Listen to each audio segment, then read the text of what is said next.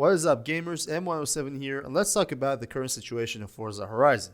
Now, if you've been following the channel for quite some time, you'd already know that like half of my short feeds is just based on Forza Horizon, and especially Forza Horizon 5, so I'm somewhat a big fan of the franchise. When I first got my hands on the game, I was just filled with excitement, but after like 5-6 hours in, I just wanted to quit. I was like, dude, what the heck is wrong with me? Because personally, I never get bored so easily when it comes to games.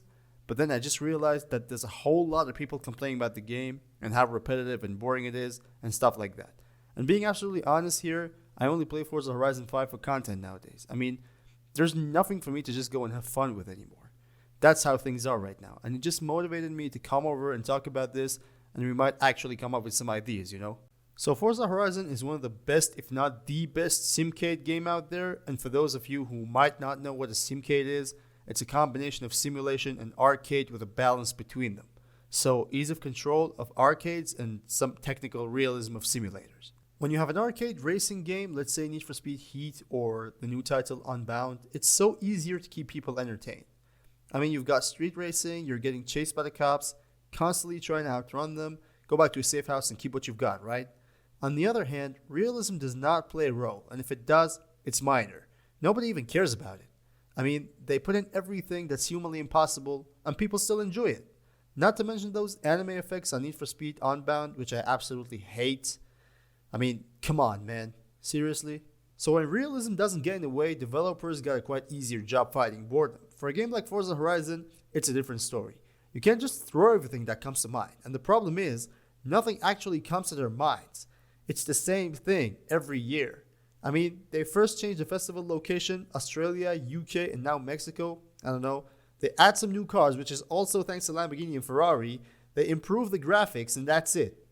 New Forza Horizon's out. Everyone's happy. I mean, they tried, okay? I'm not neglecting the efforts. They did try some new stuff, like Hot Wheels, for example, but it actually goes against what Forza Horizon is. Maybe their mindset was like, let's get away from realism a little bit and see what happens, see how it works. But ask me, I don't think it worked.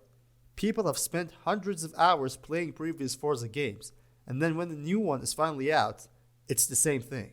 With all that being said, there has to be some ways to make things right. A proper progression system is mentioned everywhere on the internet. I was just reading through the comments, and some dude was like, I don't want to have Forza Horizon as a second job. Just give me all the cars and let me have fun.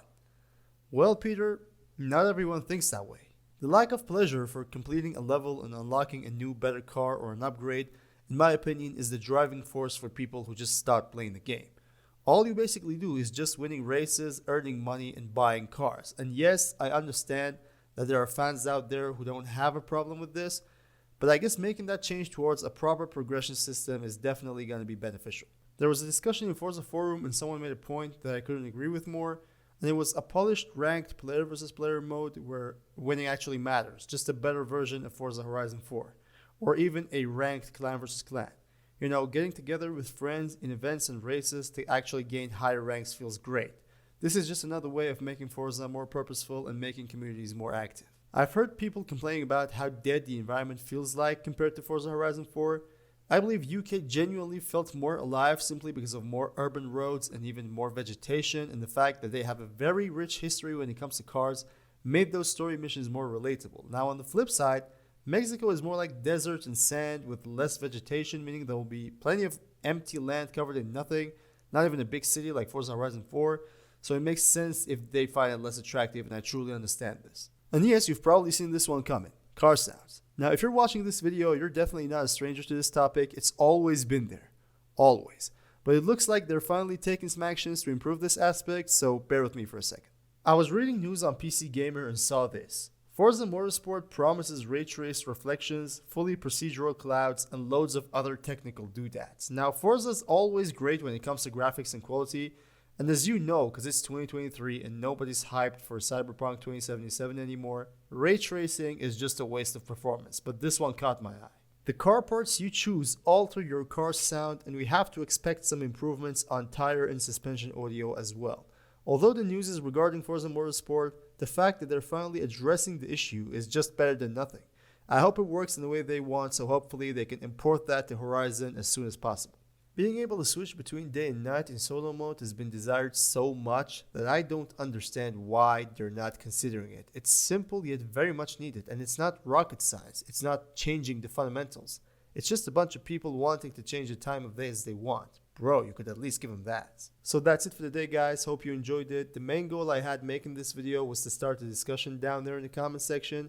I'm pretty sure you guys have awesome ideas regarding the topic. If there are any other issues that you think the Horizon is facing these days, or you have ideas making it better, do make sure to comment it. I guarantee the community will appreciate it. Thank you all for watching, and I'll see you on the next one. Stay cool.